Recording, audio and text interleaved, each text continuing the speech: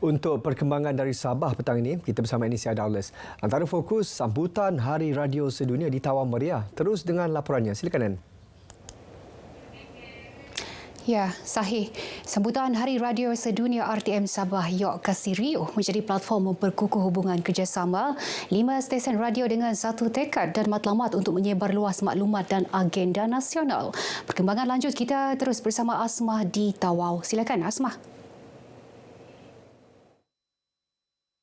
Baik, masih berlintas langsung di Padang Bandaran Tawau sempena sambutan Hari Radio Sedunia RTM Sabah. Biasanya 13 hari bulan Februari merupakan Hari Radio Sedunia yang disambut pada tahun ini, dan kali ini daerah Tawau dipilih menjadi venue utama untuk penganjuran sambutan Hari Radio RTM Sabah. Dan untuk mengetahui apakah yang berlangsung di Padang Bandaran Tawau pada malam nanti kita bersama dengan pengurus penyiaran Tawau, Puan Muzrina Jubaira. Baik Puan, apakah aktiviti-aktiviti yang berlangsung pada malam nanti?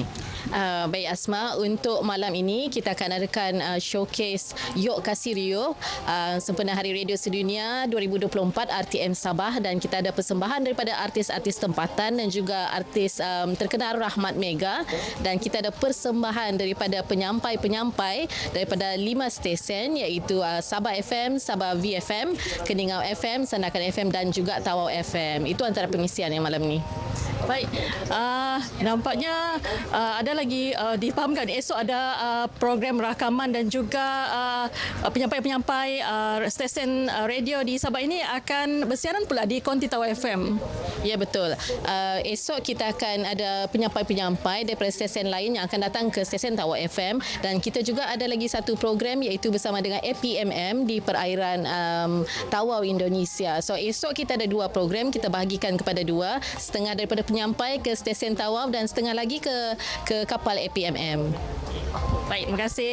Okey, itu saja kami dapat bawakan dari Padang Bandaran Tawau sempena program sambutan Hari Radio Sedunia RTM Sabah Yok Kasih Riuh Padang Bandaran Tawau malam ini, kerana akan dirasmikan oleh Pembantu Menteri kepada Ketua Menteri Datuk Nizam Abu Bakar Titingan. Kembali semula kepada rakan penyampai di studio. Silakan. Baik, terima kasih laporannya, Asmah. Baik, kita teruskan. Radio merupakan media arus perdana yang masih relevan dan penting dalam pembangunan negara, membentuk pemikiran masyarakat sekaligus menyampai maklumat yang sahih serta memberi kefahaman sebenar kepada rakyat terhadap isu dan agenda nasional. Kenyataan ini diakui pendengar yang terus menjadikan stesen radio RTM sebagai pilihan utama untuk mendapatkan informasi terkini serta hiburan. Bagi pendapat saya masih memilih RTM kerana radio RTM masih relevan dan info-info yang disampaikan adalah yang cepat dan info yang terkini, cepat dan tidak orang cakap tidak scam, tidak menipu. Sebab yang sahih. Pada pendapat saya masih sampai sekarang masih memilih RTM, radio RTM sebab maklumat yang disampaikan. Selain daripada maklumat yang tepat ataupun semasa, kita boleh dengar lagu-lagu semasa jugalah. Kita dengar radio RTM ni kita dapat mengikuti perkembangan semasa di Tawau, di Sabah. Ini kita sentiasa mengikuti perkembangannya. Di mana banyak info-info di tempat kita begitu. 5 stesen radio iaitu Sabah FM, Sabah VFM, Keningau FM, Sandakan FM dan Tawau FM bersiaran serentak dari studio mini Padang Bandaran Tawau selama sejam bermula 11 pagi tadi. Lebih 20 gerai pameran, pemeriksaan kesihatan dan jualan mengambil bahagian sempena sambutan Hari Radio Sedunia RTM Sabah, termasuklah Agensi Penguatkuasaan Maritim Malaysia Zon Tawau, IPD Tawau, Jabatan Bomba dan Penyelamat Zon Tawau dan Jabatan Perangkaan Daerah Tawau. 9 bilik bomba siap dipasang di kawasan berisiko tinggi berlaku kebakaran di Tanjung Batu Tawau. Pemasangan kesemua bilik berkenaan yang menelan kos sebanyak RM90,000 hasil inisiatif Adun Tanjung Batu Datuk Andi Muhammad Suryadi Bandi. Jadi kita mengharapkan dengan adanya bilik bomba ini penduduk kampung dapat menjagalah bilik bomba dan seterusnya bersama-sama memastikan bilik bomba ini dapat digunakan sekiranya perkara-perkara ataupun kebakaran berlaku, ia dapat digunakan oleh pihak bomba dengan lebih berkesan. Tambah Datuk Suria di pihaknya merancang untuk mewujudkan pasukan bomba komuniti Tanjung Batu sebagai bantuan kepada pihak bomba di kawasan berkenaan. Beliau yang juga ahli Parlimen Kelabakan turut menyasarkan pemasangan 50 bilik bomba di kawasan berisiko kebakaran di Kelabakan. Bilik bomba merupakan salah satunya lah kami punya sumber air untuk menentang kebakaran yang ada di sini. Memandangkan kawasan-kawasan di sini pun rumah-rumah dibina daripada kayu dan rapat pula. Jadi itu sangat-sangat diperlukanlah di kawasan ini untuk keselamatan masyarakatlah. Kerajaan negeri sentiasa menyokong usaha badan bukan kerajaan NGO menganjurkan pelbagai program yang membantu meningkatkan ekonomi rakyat. Ini dapat dilihat menerusi penganjuran Karnival Jualan Peniaga Kecil Anjuran Persatuan Kebangsaan Melayu Tawau dengan kerjasama Majlis Perbandaran Tawau.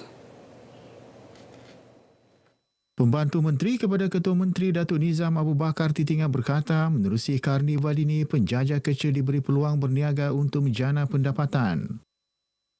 Jadi pada saya program ini adalah satu program yang cukup bermakna dan cukup memberi manfaat kerana inilah yang kita mahu. Badan-badan NGO dapat berusaha dan membantu kerajaan yang ada pada hari ini bagi memberi ruang dan peluang kepada penjajah untuk meningkatkan pendapatan dan ekonomi kita. Beliau yang juga adu napas berkata demikian semasa Karnival Jualan Peniaga Kecil 2.0 peringkat Perbandaran Tawau di Tawau. Lebih 120 gerai jualan dibuka sepanjang karnival berlangsung yang menjual pelbagai barangan termasuk pakaian dan makanan. Kita positif untuk melakukan lagi program ini mungkin lebih daripada 2 atau 3 kali setahun. Jadi kerana objektif program ini kita dapat melihat bukan saja kita dapat membantu para peniaga kecil, kita juga dapat membantu masyarakat awam lah untuk membeli barang dengan harga-harga jualan yang murah lah. Festival Kulintangan menjadi satu medium buat pemimpin suku kaum Bisaya menyantuni masyarakat Bisaya di sekitar Beaufort sekaligus memberi pendedahan kepada masyarakat lain mengenai budaya suku kaum itu. Presiden Persatuan Bisaya Bersatu Sabah PBBS, Datuk Ruslan Muharram berkata penganjurannya juga perlu diperluas di setiap zon bagi menarik minat golongan muda untuk terus memperkasa budaya masyarakat Bisaya. Tujuan penganjuran program Festival Kulintangan ini yang sebenarnya ialah kita memberi ruang dan peluang kepada pemimpin-pemimpin Persatuan Bisaya Bersatu Sabah di setiap zon untuk menganjurkan program-program seumpama ini. Karena kita perlu memberi pendedahan kepada mereka untuk menganjurkan program seumpama ini. Beliau ditemui RTM dalam majlis perasmian Festival Kulintangan Persatuan Bisaya Bersatu Sabah Zon Lupak di Dewan Kampung Lupak Beaufort.